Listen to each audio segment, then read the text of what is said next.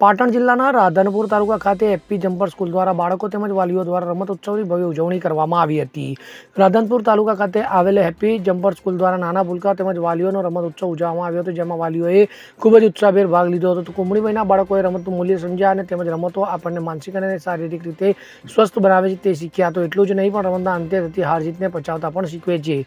રમતો આપણા જીવનનું અમૂલ્ય અંગ છે, ત્યારે આવી આગવી સમજ શાળાના પ્રિન્સિપાલ પ્રતિબેન ઠક્કર દ્વારા બાળકોને આપી તેમજ વાલીઓને પણ બાળકોની સાથે રમતોની મજા માણી અને તેમના નાનપણને વાગળ્યું હતું। ત્યારે આ સમગ્ર કાર્યક્રમની તૈયારી સુજાન મેમ તેમજ જમ્પર્સ પરિવાર દ્વારા કરવામાં આવી હતી, જેમાં ગોતરકાના સંત શ્રી નિજાનંદ બાપુ તેમજ રાધનપુરના પ્રતિષ્ઠિત બિલ્ડર એવા રામ સેવા પ્રમિતિના પ્રમુખ પ્રકાશભાઈ દક્ષિણી તેમજ રાધનપુર શહેરના અન્ય આગેવાનોએ હાજરી આપી હતી અને બાળકોના તેમજ વાલીના ઉત્સાહમાં ચાર ચાંદ લગાવ્યા હતા।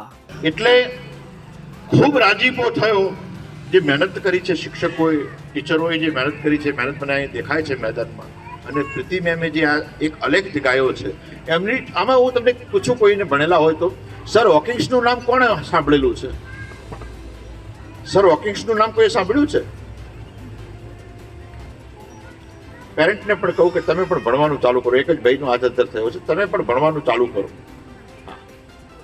સર હોકિંગ્સની ચેર મેં જોયેલી છે, ઓન સ્ક્રીન જોયેલી છે। બીજા નંબર પર મને એમ લાગે છે કે પ્રીતિ મેમની ચેર છે ને સર હોકિંગ્સ। પ્રયોગો માત્ર ભૌતિક શાસ્ત્રમાં નથી હોતા, પ્રયોગો માનવ શાસ્ત્રમાં પણ હોય છે, અને આ માનવ શાસ્ત્રની સૌથી મોટી લેબોરેટરી છે, જે બાળકોને તૈયાર કરી શકે છે, જે નવી પેઢીને તૈયાર કરી શકે છે, જેના ન્યુરોન્સ પૂરેપૂરા 5.5 વર્ષે બની ચૂક્યા છે।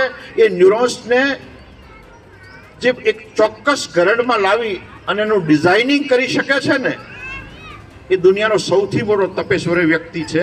અને એવું એક પર્સન જે છે ને કહી શકું, પર્સનાલિટી કહી શકું તો એ મેડમ છે, પ્રીતિ મેડમ છે। એટલે અહીંયા હું સમય નહીં લઉં કારણ કે સ્પર્ધાઓ બાકી છે, પણ એટલો આવીને મને રાજીપો થયો છે। અને સ્પર્ધાઓ જોઈ છે ને, એમાં છોકરાઓની સ્પર્ધાઓ જોવાની જે જમાવટ હોય છે, એમના છબરડા, એમના તબડકા,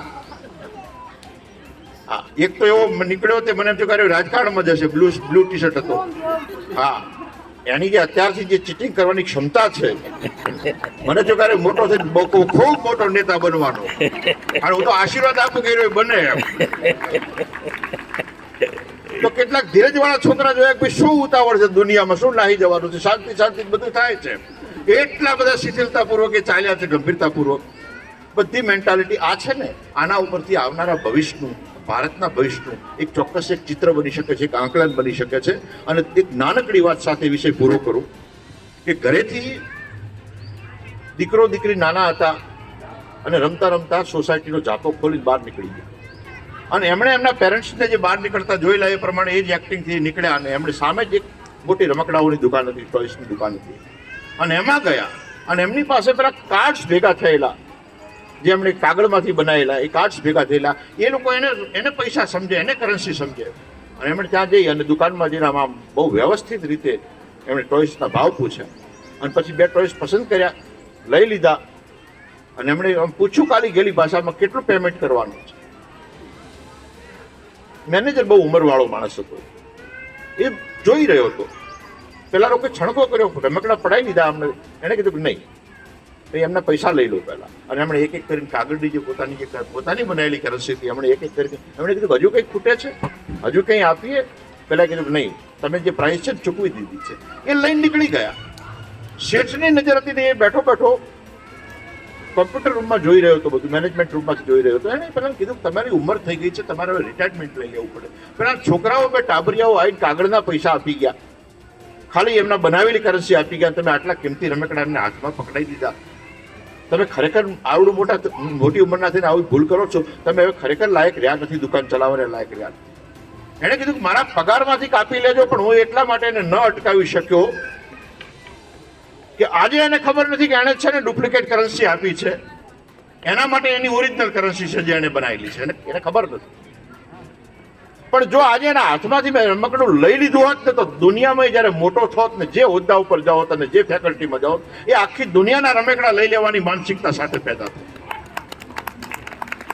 આજે મેં આપ્યું છે, એ મોટો થશે અને ખ્યાલ આવશે કે કોક દિવસ એવો નીકળ્યો હતો કે કોક વ્યક્તિએ અમારા છોકરાઓની છોકરમતને ઓરિજિનલ રીતે અમને ફોલો કર્યા હતા અને ઓરિજિનલ રીતે એણે અમને રમકડા આપી દીધા હતા. એ જ્યાં જશે ને ત્યાંની આપવાની વૃત્તિ છે ને એ પોતાની નહીં ભૂલે. અને દુનિયા આપવાની વૃત્તિથી ચાલે છે, પડાઈ લેવાની વૃત્તિથી નથી ચાલતી. એટલે સ્પર્ધાઓ જે છે આ સ્પર્ધાઓ માત્ર વિજય કરવા માટે, વિજેતા થવા માટે નથી. બધા જ સંતાનો વિજેતા છે, તમામે તમામ વિજેતા છે. દરેક પેરેન્ટને કહું છું. અને જે સ્પર્ધામાં પોતાનું પરફોર્મન્સ નથી કરી શકતું એને તમે અક્ષમ સમજવાની ભૂલ ન કરતા. દુનિયાના 70% સફળ લોકો એવા છે કે જે લોકો એમની સ્પર્ધામાં પાછળ રહી ગયા હતા પણ જગતની સ્પર્ધામાં એમણે પોતાના ઝંડા ગાળ્યા છે.